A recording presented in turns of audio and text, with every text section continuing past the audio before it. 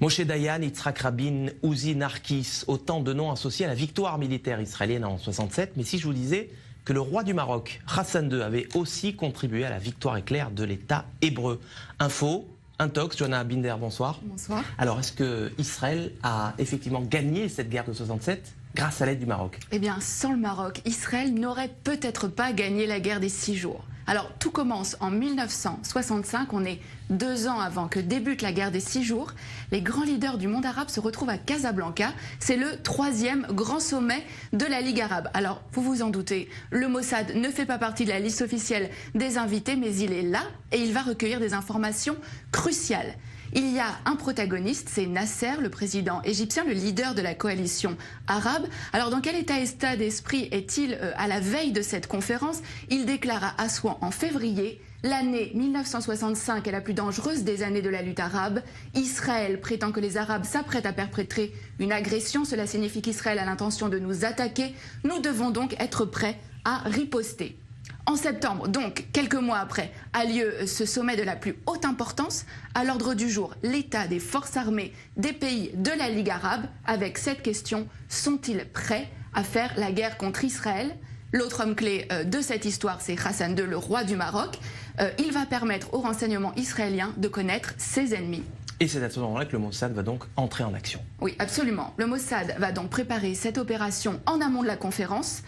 Plusieurs jours avant, une équipe du Shin Bet et du Mossad, il s'appelle à Tsiporim, donc les oiseaux, vont occuper le dernier étage du très luxueux hôtel à Casablanca où sont attendus les dirigeants arabes et où va aussi avoir lieu la conférence.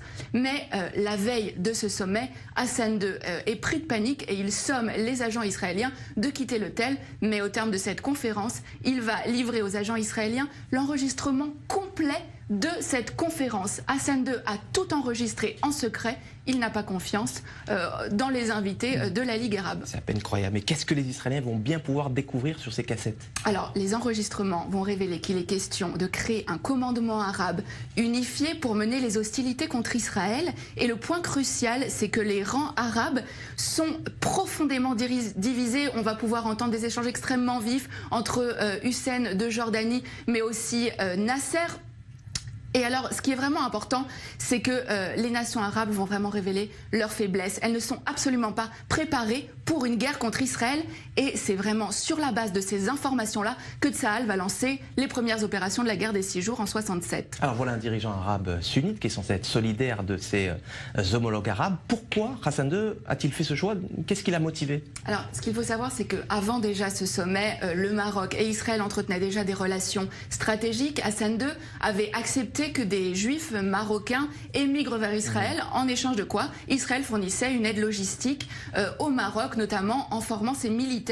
Et suite à cette opération, qui a vraiment été considérée comme le fleuron des renseignements israéliens, Israël est en dette vis-à-vis du Maroc. Seulement un mois plus tard, en octobre, cette dette a un nom, c'est Mehdi Ben Barka, le plus farouche opposant d'Hassan II. Le Mossad participe à l'opération Baba Batra. L'objectif, c'est faire disparaître absolument Ben Barka, Baba Batra aux initiales donc de Ben Barka, mais c'est aussi le nom d'un traité du Talmud. Le Maroc a donc été un allié indispensable à Israël dans la guerre des 6 jours, même si, on le voit bien, aucun cadeau n'est gratuit. La petite histoire de la grande histoire. Merci Johanna Binder pour ces détails croustillants, dignes des plus grands films d'espionnage. Merci d'être passé nous voir sur le plateau du Mag Orient.